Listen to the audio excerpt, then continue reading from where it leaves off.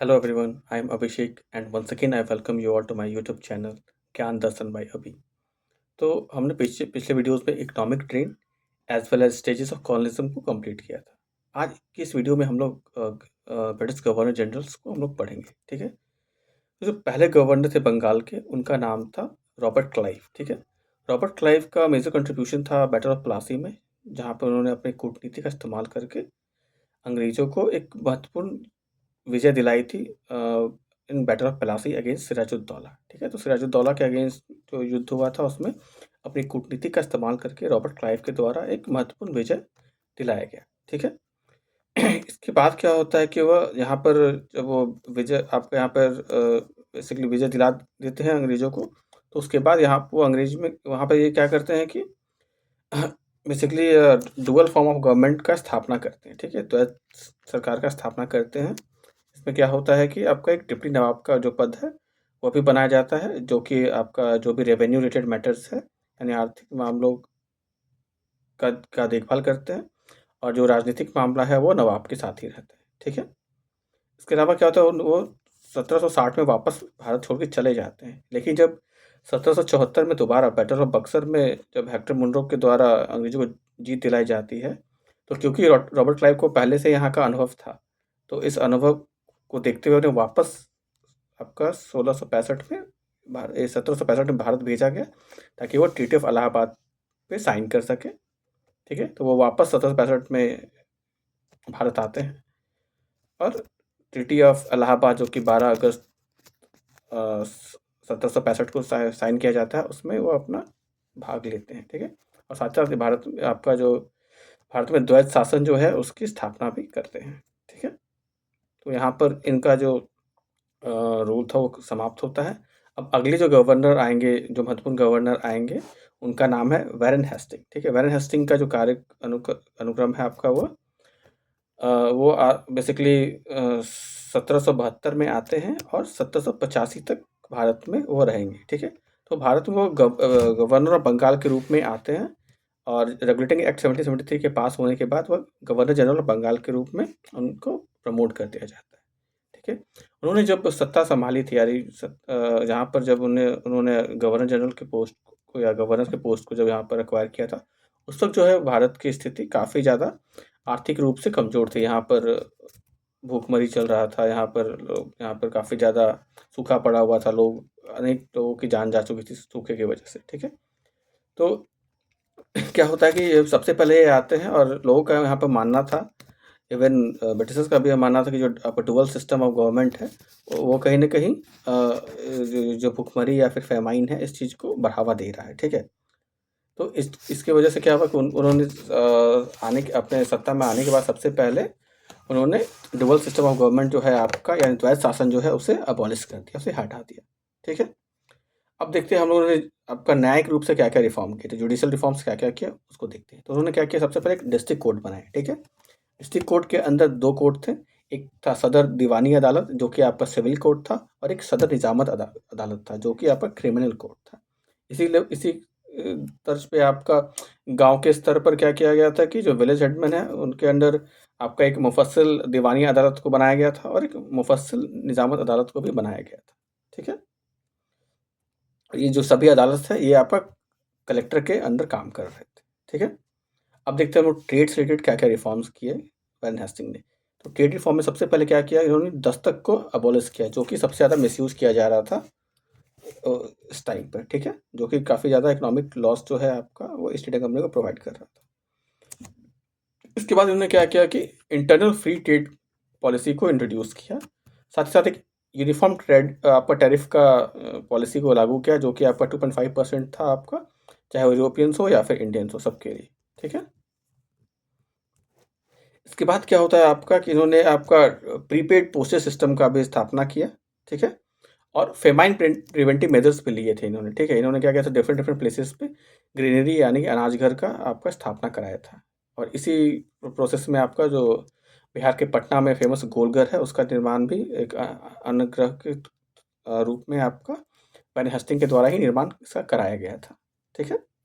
इसके अलावा इन्होंने एक्सपेंशनिस्ट पॉलिसी को भी अपनाया था, तो उसके तहत आपका रोहिला वॉर जो है आपका 1774 का, वो इनके द्वारा लड़ा गया। इसके अलावा फर्स्ट एंग्लो मराठा वॉर जो है आपका 1775 से 1782 के बीच में हुआ था, यह भी वैन हेस्टिंग के द्वारा ही लड़ा गया, ठीक है। इसके अलावा सेकंड एंग्लो मैसूर वॉर है आपका, जो हैदर अली और आपका वैन हेस्टिंग के बीच में हुआ था। यह आपका 1780 से 1784 के बीच तक चला।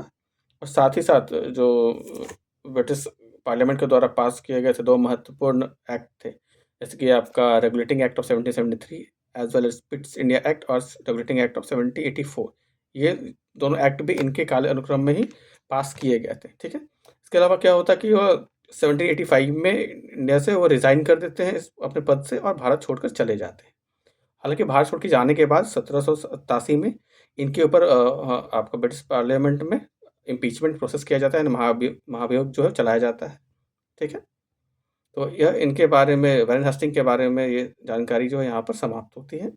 अगले जो हमारे पास गवर्नर जनरल आएंगे, उनका नाम है लॉर्ड कॉर्नवालिस, ठीक है। इसके बीच में एक और गवर्नर जनरल थे जो कि आपका टेम्पररी रूप से आए थे, तो वो उतने महत्वपूर्ण नहीं है, इसलिए हम यहाँ पर सिर्फ जो महत्वपूर्ण गवर्नर जनरल्स हैं उनको ही हम लोग यहाँ पर कवर करेंगे। तो अगले जो गवर्नर जनरल है उनका नाम है लॉर्ड कॉर्नवालिस, ठीक है।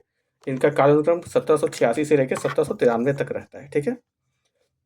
इन्होंने ही जो आपका ट्रीटी ऑफ श्रीरंगपट्टनम है आपका 1792 का, यानी जो third battle of Anglo Mysore था, उसमें टीपू सुल्तान के साथ इन्होंने श्रीरंगपट्टनम की संधि पर हस्ताक्षर किया था और टीपू सुल्तान से उनकी आधी ज़मीन को ये युद्ध में जीत दी थी, ठीक है। तो अब यहाँ पे हम लोग देखते हैं इनके द्वारा एडमिनिस्ट्रेटिव रिफॉर्म्स क्या क्या लाए गए, ठीक है।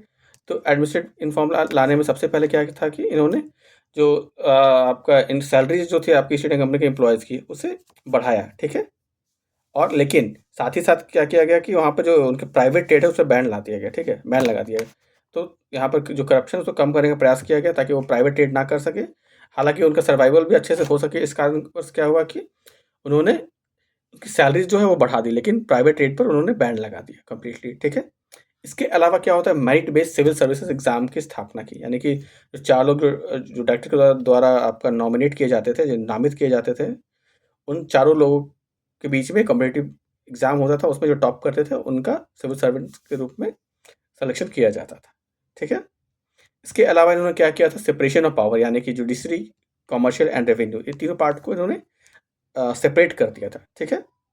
साथ ही साथ इन्होंने क्या किया था, ये तो हमने ऑलरेडी डिस्कस कर लिया कि आपका उनकी जो प्राइवेट ट्रेड है उस पर बैन लगा दिया था, ठीक है। अब उसके बाद हम लोग देखते हैं आपका जुडिशियल रिफॉर्म में क्या क्या हुआ था। तो जुडिशियल रिफॉर्म में इन्होंने क्या किया था कि सिविल और क्रिमिनल कोर्ट्स को इन्होंने अलग अलग रिकॉग्नाइज किया था, ठीक है। तो 2 सेपरेट कोर्ट्स इन्होंने रिकॉग्नाइज किया था। और साथ ही साथ क्या हुआ था, एवरी डिस्ट्रिक्ट में कोर्ट्स की स्थापना की थी, यानी हर एक जिले में एक जो आपका न्यायालय है उसे बनाया था, ठीक है।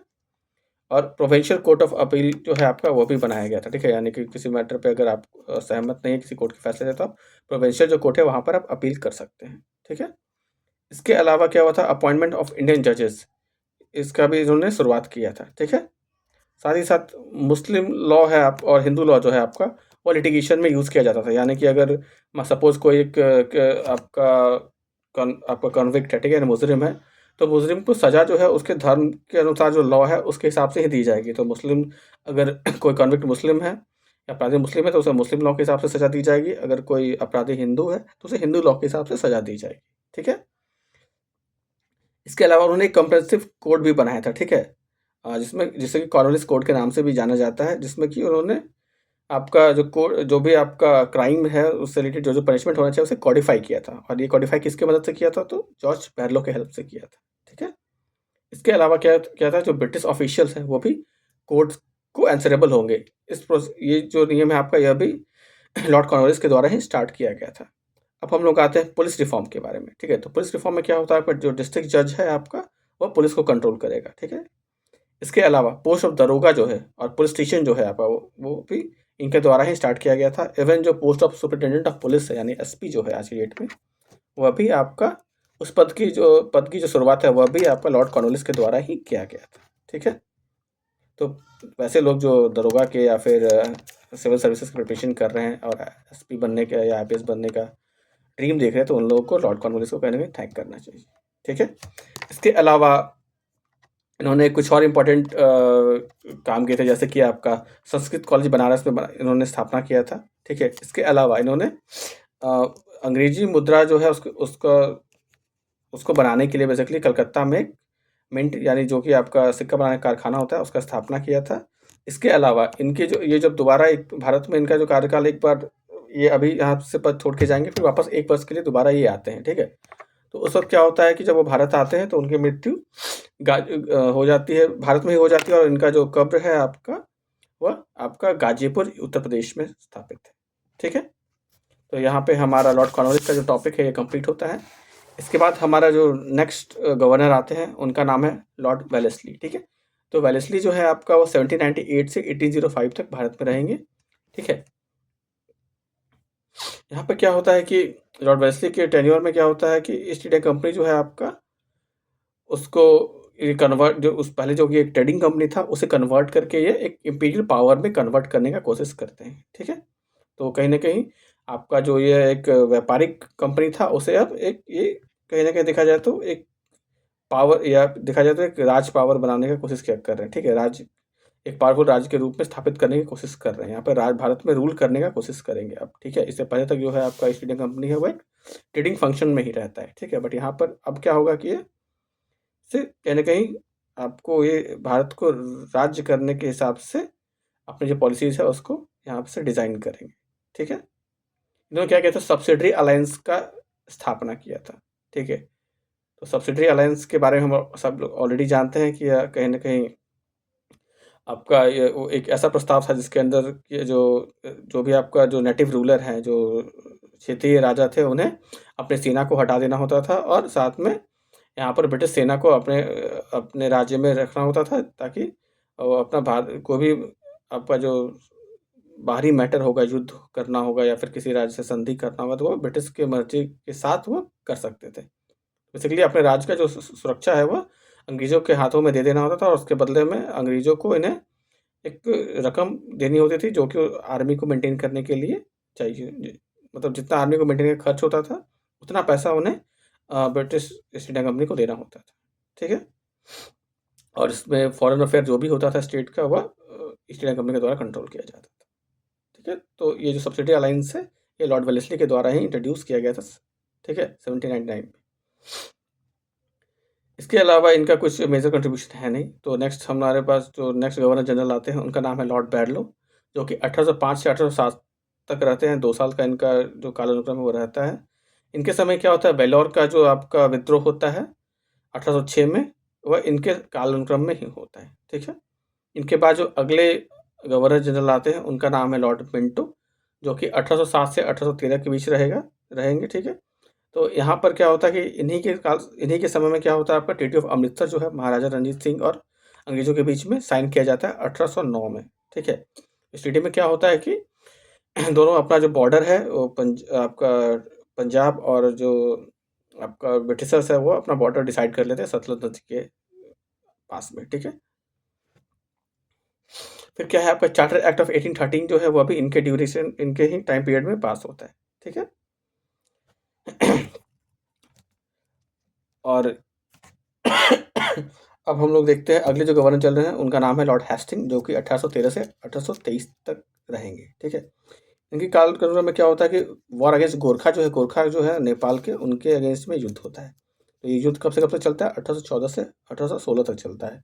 और इस युद्ध के बाद ही आपका ट्रीटी ऑफ सगोली 1816 में साइन किया जाता है हेस्टिंग और जो गोरखा है उनके बीच में, ठीक है? उस समय ही भारत और नेपाल का जो आपका सीमा है उसका निर्धारण दिया जाता है, ठीक है? तो वहाँ पर नेपाल बॉर्डर पे जो काली रिवर है, तो काली रिवर के उस पार का जो एरिया होगा वो आपका नेपाल के अंदर आएगा और जो इस भारत की ओर जो उसका सीमा है वह भारत के अंदर आएगा, ठीक है? तो वही एक सीमा के रूप से में जो भारत नेपाल के बीच की जो सीमा है उसका निर्धारण उसी ट्रीटी के माध्यम से किया गया है, ठीक है? इसके अलावा क्या होता है, जो पिंडारी थे वहाँ पे राजस्थान के एरियाज़ में पिंडारी हुआ करते थे, तो पिंडारियों का भी जो सप्रेशन है वो उनके ही कालक्रम में किया गया था, ठीक है? और जो थर्ड मराठा वॉर है आपका 1870 से 1819 के बीच है, वह भी इनके बीच में ही होता है और मराठा साम्राज्य को समाप्त करने में इनका एक अहम भूमिका रहता है, ठीक है? अब इनके द्वारा रिफॉर्म्स क्या-क्या किए गए थे, ठीक है? तो इनके कालक्रम में ही आपका रैयतवाड़ी रिफॉर्म जो है आपका वह आया था, ठीक है? इसके अलावा क्या होता है कि इन्होंने जो पुलिस सिस्टम है उसको देश के बाकी कोनों में भी पूर्णतः अच्छे से स्थापित किया। साथ ही डिस्ट्रिक्ट कलेक्टर जो है उनके पावर्स को बढ़ा दिया और एक वर्नाकुलर लैंग्वेज का कॉलेज, यानी कि जो क्षेत्रीय भाषा है भारत का, उससे जुड़े भाषाओं का एक कॉलेज जो है इन्होंने आपका कलकत्ता में इस्टेब्लिश किया, जिसका नाम था हिंदू कॉलेज। ठीक है। कैप्टन सलीमन जो है आपका, जो कि आपका सब जो आपका ठग जो थे उनको दबाने में इनका एक महत्वपूर्ण रोल था। वो भी लॉर्ड हेस्टिंग के अंडर ही टेन्योर में ही उन्होंने अपनी भूमिका जो है वो ठगों को कहीं ना कहीं ख़त्म करने में निभाई थी। ठीक है। इसके बाद क्या होता है कि आपका अगले जो गवर्नर जनरल आते हैं उनका नाम है लॉर्ड आर्महेस्ट, जिनका काल अनुक्रम 1823 से 1828 के बीच रहता है। ठीक है। तो आर्महेस्ट जो होता है वो क्या कहते हैं, जो फर्स्ट एंग्लो वर्मीज वॉर जो होता है आपका 1824 से 26 के बीच में, उसमें इन्होंने फाइट किया था। ठीक है। और साथ ही साथ ट्रीटी ऑफ यानदगू जो है आपका असम एंड ब्रिटिश के बीच में 1826 में इन्होंने साइन किया था। ठीक है। तो ये जो ट्रीटीज है कुछ ये इनके कालक्रम में हुई थी। ठीक है। अब इसके बाद जो आते हैं अगले गवर्नर जनरल ऑफ बंगाल, और आखिरी गवर्नर जनरल ऑफ बंगाल और पहले गवर्नर जनरल ऑफ इंडिया, जो कि लॉर्ड विलियम बेंटिक है। ठीक है। इनका कहने का कुछ मेजर कंट्रीब्यूशन रहता है, तो इसको हम डिटेल में समझते हैं। ठीक है। तो लॉर्ड विलियम बेंटिक जो है, इनका टेन्योर जो आपका 1828 से 1835 के बीच रहता है भारत में। ठीक है। इन्होंने बहुत ही प्रोग्रेसिव पॉलिसीज जो है उसे अपनाया था। नॉन इंटरफेरेंस पॉलिसी भी था, यानी कि जो भारतीय जो राज्य व्यवस्था है उसमें भारतीय जो राजा हैं या राज्य उनमें किसी तरह का कोई हस्तक्षेप नहीं करते थे ये, ना ही कोई धार्मिक मैटर पे या फिर जो आपका जो धार्मिक मैटर पे मूलतः ये किसी तरह का हस्तक्षेप नहीं करते थे। ठीक है। उन्होंने फाइनेंशियल रिफॉर्म जो है आपका वह भी किया। यहाँ पर जो सैलरी है कंपनी के एम्प्लॉयज़ का, उसको इन्होंने कहीं कम किया था, क्योंकि सैलरी काफ़ी ज़्यादा बढ़ा दी गई थी आपका इसमें लॉर्ड कॉर्नवालिस के टेन्योर में। ठीक है। तो उसे इन्होंने कम कर दिया था। ठीक है। चार्टर एक्ट ऑफ 1833 जो है वो भी इनके ही टेन्योर में साइन आया था। ठीक है। इसके अलावा इन्होंने एडमिनिस्ट्रेटिव रिफॉर्म भी काफ़ी लाया था। ठीक है। और सोशल रिफॉर्म भी किया था, जैसे कि आपका सती प्रथा है उसको बैन करने में काफ़ी अहम भूमिका निभाई थी राजा राम मोहन रॉय के साथ मिलकर। इसके अलावा जो ठग है उसे भी दबाने में इन्होंने काफ़ी इंपॉर्टेंट रोल प्ले किया था कैप्टन सलीमन की हेल्प से। ठीक है। एंड जो फीमेल इन्फेंटिसाइड्स है उस पर भी रोक लगाया था। साथ में विडो रीमैरिज है उसके लिए भी इन्होंने प्रयास किया था। ठीक है। इवन और साथ ही साथ जो भारतीय जो कोर्ट है उसमें इंग्लिश को ऑफिशियल लैंग्वेज के रूप में इन्होंने मान्यता दिलाया था। ठीक है। तो ये कुछ इंपॉर्टेंट जो कंट्रीब्यूशन है लॉर्ड विलियम बेंटिक के। इसके अलावा लॉर्ड ऑकलैंड जो है आपका, वो इनके बाद आते हैं अगले गवर्नर जनरल ऑफ इंडिया के रूप में, जिनका कालानुक्रम 1836 से लेके 1842 तक रहता है। ठीक है। तो इनके कालक्रम में ही आपका जो फर्स्ट अफगान वॉर होता है 1836 से लेके 1842 तक, या इनके ड्यूरेशन में ही कम्प्लीटली लड़ा जाएगा। ठीक है। इनके बाद जो अगले गवर्नर जनरल आते हैं उनका नाम है एलन बैरो। ठीक है। तो एलन बैरो जो है उनका कालानुक्रम बेसिकली 1842 से लेके 1844 तक रहता है। इनके कालक्रम में क्या होता है कि जो अफगान वॉर जो ऑकलैंड के समय स्टार्ट हुआ था वो पूरी तरह से यहाँ पर समाप्त होता है, और सिंध जो है आपका उसका अनेक्सेशन जो है वह कर लिया जाता है इनके कालक्रम में ही। ठीक है। इनके बाद जो अगले गवर्नर जनरल आएंगे उनका नाम है लॉर्ड हार्डिंग। ठीक है। हार्डिंग जो है उनका कालानुक्रम 1844 से लेके 1848 तक रहता है। ठीक है। इनके काल अनुक्रम में क्या होता है, फर्स्ट एंग्लो सिख वॉर जो है आपका 1845 से 1846 के बीच में होता है, और साथ ही साथ आपका ट्रीटी ऑफ लाहौर जो है वह भी इनके द्वारा ही साइन किया जाता है। ठीक है। तो इनका भी जो टॉपिक है कंप्लीट होता है। इसके अलावा जो अगले जो हमारा गवर्नर जनरल आएंगे और महत्वपूर्ण गवर्नर जनरल हैं जिनका नाम है लॉर्ड डलहौजी। ठीक है। लॉर्ड डलहौजी जो है आपका वह 1848 से 1856 के बीच में भारत में रहेंगे। ठीक है। उन्हें मेकर ऑफ मॉडर्न इंडिया भी कहा जाता है, और साथ ही साथ वह भारत के youngest governor general of India रहेंगे। ठीक है। तो सबसे कम उम्र के गवर्नर जनरल के रूप में भारत में लॉर्ड डलहौजी आते हैं। ठीक है। इनके कालक्रम में क्या क्या होता है उसको हम थोड़ा डिटेल में समझते हैं। ठीक है। तो इन्होंने क्या किया था, पंजाब का एक्सेशन किया था 1848 से लेकर 1850 के बीच में। साथ ही साथ सेकेंड वर्मिज वॉर जो है आपका एनेक्सेशन ऑफ लोअर वर्मा है वह भी इनके कालक्रम में ही हुआ था। 1852 में इन्होंने वर्मा को एनेक्स किया था और 1850 में आपका सिक्किम को एनेक्स किया था। ठीक है। साथ ही साथ डॉक्ट्रिन ऑफ लैप्स जो है वह भी इनके द्वारा ही इंट्रोड्यूस किया गया था, एनेक्सेशन ऑफ अवध जो है कि आपका माल एडमिनिस्ट्रेशन के बेसिस पे जो एनेक्स किया गया था अवध का, वह भी इनके कालक्रम में ही हुआ था। साथ ही साथ एनेक्सेशन थ्रू वॉर जो है वह भी इनके टाइम पर ही काफ़ी फुल फ्लेज में था, ठीक है। इसके अलावा इन्होंने काफ़ी डोमेस्टिक रिफॉर्म्स भी किए थे, यानी घरेलू सुधार है वह भी किए थे, भारत के अंदर आंतरिक सुधार किए थे, जैसे कि रेलवेज इनके टेन्योर में ही भारत में मुंबई से थाने के बीच में 1853 में इन्होंने स्टार्ट कराया था। टेलीग्राफ की सुविधा जो है वह भी इनके द्वारा ही इंट्रोड्यूस किया गया था। साथ ही साथ पोस्टल जो रिफॉर्म जो है पोस्टल सर्विसेज है वह भी इनके द्वारा स्टार्ट किया गया था। एजुकेशन से रिलेटेड भी काफ़ी स्टेप्स इन्होंने लिए थे, ठीक है। साथ ही साथ पीडब्ल्यूडी जो है हमारा पब्लिक वेलफेयर डिपार्टमेंट जो भी हम अभी भी हमारे यहाँ वर्क करता है, यह भी इनके कालानुक्रम में ही स्टार्ट किया गया था, ठीक है। इन्होंने क्या किया था, मैक्सिमम स्टेट को एनेक्स किया था, ठीक है। और क्यों किया था, ताकि इन्होंने जो ट्रेड में जो भी लॉसेस हो रहे थे उसे रिकवर करने के लिए इन्होंने मैक्सिमम स्टेट्स को आपका एनेक्स कर लिया था। साथ ही साथ ब्रिटिश जो वहाँ ब्रिटिश जो गवर्नमेंट है, ब्रिटेन के जो आपके फैक्ट्रीज थी, इंडस्ट्रीज थी, उन्हें एक नया मार्केट को यहाँ पर इन्होंने प्रोवाइड कराया था न्यू स्टेट्स को एनेक्स करके, ठीक है। इन्होंने ही जो आपका ब्रिटिश इंडिया का जो मैप है पूर्णतः उसे कंप्लीट किया था, ठीक है। इसके अलावा आपका जो मिलिट्री रिफॉर्म है उसमें इन्होंने क्या क्या किया था तो इन्होंने क्या किया था, जो इन आपका स्ट्रेंथ जो है आपका यूरोपियन सोल्जर्स का, वह ईस्ट इंडिया कंपनी के आर्मी में इन्होंने बढ़ाया था, ठीक है। ठीक है, तो बेसिकली यूरोपियंस जो है उनकी जो स्ट्रेंथ है उसको इन्होंने और मजबूत किया था। साथ ही साथ जो मार्शल ट्राइब्स हैं, ठीक है, जैसे कि नागा हो गए या फिर गोरखा हो गए, ठीक है, इस तरह के जो ट्राइब्स हैं उनका रेजिमेंट को है जो इन्होंने अलग से प्रिपेयर तैयार किया था और बढ़ाया था, उनकी संख्या को यहाँ पर बढ़ाया था, ठीक है। तो यह उनका मिलिट्री रिफॉर्म्स था। उसके बाद हम लोग देखते हैं एडमिनिस्ट्रेटिव रिफॉर्म।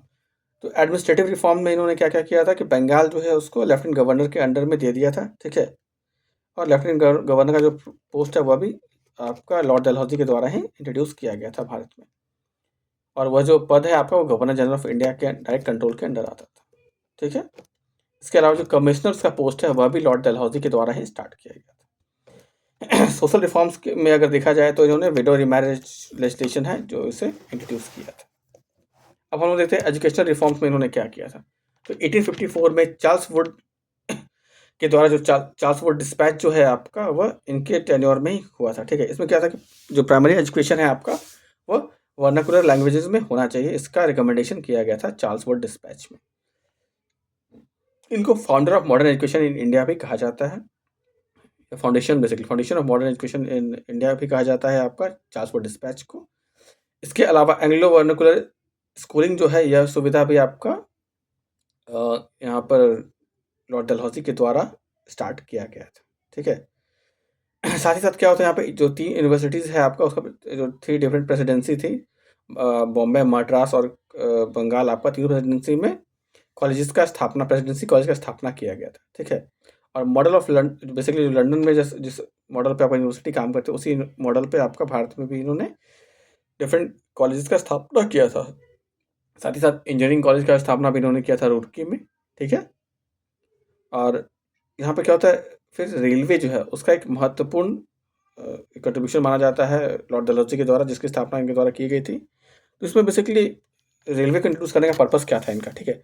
तो बेसिकली ये था कि आपका जो इंडस्ट्रियलाइजेशन जो हुआ था आपका अलाइड सेक्टर जो हुआ था इंग्लैंड में, उसको ये हेल्प कर रहा था। कैसे कर रहा था कि जो वहाँ से जो पोर्ट्स के मीडियम से आपका जो भी माल भारत में आ रहे थे, फिर वहाँ पोर्ट से बेसिकली भारत के अलग अलग कोनों में जो सामान को पहुँचाना था उस काम के लिए रेलवे का इस्तेमाल किया जा रहा था। फिर अगेन यहाँ पर ट्रेन ऑफ वेल्थ, जो भारत से जो धन का आपका निकासी जो भी यहाँ से उगाही हो रहा था उस धन को यहाँ से निकालने में भी, इंग्लैंड ले जाने में भी रेलवेज़ का काफ़ी इंपॉर्टेंट महत्वपूर्ण रोल था, ठीक है। इसके अलावा जो है आपका रेलवे जो है आपका सबसे ज़्यादा डेवलपमेंट जो है लॉर्ड कर्जन के टेन्योर में आपको 1905 में होता है, ठीक है। साथ ही साथ इसमें क्या होता है, जो हैवी इंडस्ट्रीज थे ब्रिटेन में या इंडिया में, उन दोनों उस जगह उनको भी ये आपका रेलवे जो है काफ़ी सपोर्ट कर रहा था, ठीक है। तो जो पहला रेलवे लाइन है आपका वह मुंबई से थाने के बीच में 1853 में स्टैब्लिश किया गया था, ठीक है। यहाँ पर क्या था, planning to strategic lines for facilitating easy movements of goods and tools, ठीक है। तो इसका जो रेलवे लाइन का विस्तार जो है इसलिए भी किया गया था ताकि वो जो सामान है और जो ब्रिटिश सेना है उनका जो मूवमेंट है वो आसानी से भारत के अलग अलग कोनों में किया जा सके, ठीक है। डिफेंस पर्पज़ के लिए जैसे बताई थी आपका जो फोर्स का मूवमेंट है वो ताकि आसानी से कहीं भी फोर्स पहुँच सके, कहीं पे विद्रोह होता है तो। साथ साथ उसके बाद क्या होता है कि रेलवे जो है आपका वो इंडिया को एक नेशन बनाने में हेल्प करता था, क्योंकि रेलवे के मीडियम से क्या होता है कि सिर्फ ब्रिटेन का सामान तो नहीं जा रहा होता, भारत से लोग भी इधर से उधर जा रहे होते हैं। इससे क्या होता है कि जो कनेक्टिविटी है लोगों के बीच में, इंटरस्टेट कनेक्टिविटी वो भी बढ़ता है। तो एक फीलिंग ऑफ नेशनलिज्म जो है आपका वो कहीं ना कहीं रेलवेज जो है वो डेवलप करने में हेल्प करता है। ठीक है। इसके बाद क्या होता है कि इसमें क्या होता है, ब्रिटिश जो है कैपिटलिस्ट है, उनका इन्वेस्टमेंट जो है आपका रेलवेज के थ्रू आपका भारत में आता है। ठीक है। और 400 माइल्स 4000 माइल्स का जो आपका टेलीग्राफ लाइन है वो भी आपका कलकत्ता से पेशावर के बीच में, कलकत्ता पेशावर और बॉम्बे के बीच में बिछाया जाता है इसी टेन्योर में। ठीक है। साथ ही साथ लास्ट टेलीग्राफ जो है आपका भारत में कब यूज़ किया गया था, तो 2013 तक जो है आपका टेलीग्राफ सर्विसेज वो भारत में चालू थे। ठीक है। उसके बाद इसे बंद कर दिया गया। It has strengthened the British rule in India basically. ठीक है। उसके अलावा क्या होता है, पोस्टल रिफॉर्म्स। पोस्टल रिफॉर्म में क्या होता है, मॉडल पोस्टल सिस्टम जो है आपका वह भी डलहौजी के द्वारा ही स्टार्ट किया गया था। पोस्ट ऑफिस एक्ट जो है आपका 1854 में लाया गया था, और यूनिफॉर्म रेट ऑफ पोस्टल जो स्टैंप है उसका भी इनके द्वारा ही इसे लागू कराया गया था। ठीक है। अब पीडब्ल्यूडी के बारे में देखते हैं। तो पीडब्ल्यूडी क्या है, पब्लिक वेलफेयर जो आपका डिपार्टमेंट है, तो वह उसमें क्या होता है, उसमें क्या है, काफ़ी लार्ज अमाउंट ऑफ फंड्स का जो एक्सपेंडिचर उसमें किया गया। ठीक है। कंस्ट्रक्शन ऑफ गंगा कैनाल जो है वो भी किया गया था। ठीक है। साथ ही साथ अलग अलग तरह के ब्रिजेस है, रोड है, पुल है, इन सब का निर्माण भी पीडब्ल्यू डिपार्टमेंट के द्वारा उस वक्त किया गया था। ठीक है। हम देखते हैं कॉमर्शियल रिफॉर्म्स क्या क्या किए गए लॉर्ड डलहौजी के द्वारा। तो इसमें क्या कहता है, फॉलोड फ्री ट्रेड प्रिंसिपल। ठीक है। तो जो आपका मुफ्त ट्रेड जो है मुफ्त व्यापार नीति है उसका इन्होंने उस पॉलिसी का इन्होंने कहीं ना कहीं सपोर्ट किया था। ठीक है। Opening of Indian ports for world trade. ठीक है। तो ग्लोबल ट्रेड यानी कि जो आपका बाहरी दुनिया से जो व्यापार है करने के लिए इन्होंने भारतीय पोर्ट को खोला था। ठीक है। साथ ही साथ उन्होंने कराची में हार्बर का निर्माण कराया था। साथ ही साथ बॉम्बे और कलकत्ता में भी उन्होंने लाइट हाउस का निर्माण कराया था। ठीक है। अब देखते हैं पॉजिटिव इम्पैक्ट ऑफ रेलवेज क्या क्या है। ठीक है। तो यहाँ क्या होता है, connected different parts of India, जिससे कि नेशनलिज्म का फीलिंग डेवलप हुआ था, वो हम लोग ऑलरेडी बता चुके हैं इसमें। Boost internal trade. तो इंटरनल ट्रेड में भी काफ़ी आपका हेल्प किया कि मान लीजिए कोई भी आपका कहीं एक कोने से दूसरे कोना में किसी भी तरह का जो प्रोड्यूस है उसे लेके जाना है तो वो आसानी से लेके जा सकते हैं प्रोड्यूसर प्रोडक्ट को। ठीक है। People of different parts could meet each other and have emergence of nationalist feelings. ठीक है। तो ऑलरेडी पता है कि अगर एक जगह से लोग दूसरी जगह जाएंगे, सब आपस में कनेक्टेड जुड़े हुए रहेंगे, तो क्या हो करेंगे, नेशनलिज्म यानी राष्ट्रवाद का जो आपका भावना है वो जागेगा। ठीक है। रूरल एरिया जो है वो उसका कनेक्शन जो शहर से हुआ रेलवे के मीडियम से, ऑब्वियसली कि आपका अगर वहाँ से वहाँ अगर ट्रैवलिंग का आसान माध्यम अगर बन जाता है तो क्या होगा कि लोग जो है एक जगह से दूसरी जगह आसानी से जा सकेंगे और शहर से गाँव का जो जुड़ाव है वो बढ़ सकेगा। ठीक है। साथ में क्या हुआ कि challenge to orthodoxy and social custom. तो क्या होगा कि जब लोग एक दूसरे से मिलेंगे, कहीं देखेंगे कहीं कोई किस तरह का कुरीति है, कहीं पे कुछ अच्छा नियम है, तो क्या होगा कि लोग एक दूसरे उसमें से क्या होगा कि जो कुरीतियाँ हैं, जो नेगेटिव आपका नेगेटिव बिलीफ जो सोसाइटी में, वो भी कहीं ना कहीं धीरे धीरे कम होगा, और वो लोग जो पॉजिटिव जो आपका सिस्टम वो कहीं भी देखेंगे तो उसको अपनाने की कोशिश करेंगे। ठीक है। साथ ही साथ क्या होगा कि provided employment opportunity at lower level. ठीक है। तो मान लीजिए अब रेलवे ट्रैक बिछ रहा है, रेलवे का जो कंपार्टमेंट बन रहा है, कोच बन रहा है, तो उसमें जो मजदूर हैं, लेबर हैं, तो कहीं ना कहीं उनका जरूरत पड़ेगा, तो वहाँ पर एम्प्लॉयमेंट भी ये क्रिएट कर रहा था। ठीक है। और साथ ही साथ आपका जो विडो रीमैरिज है वह भी लॉर्ड डलहौजी के द्वारा स्टार्ट कराया गया था। तो यहाँ पर क्या होता है कि हमारा जो गवर्नर जनरल का सीरीज़ है वो यहाँ पर कंप्लीट होता है। तो हम लोग मिलते हैं नेक्स्ट सेशन में Indian response to British rule पे। Till then thank you.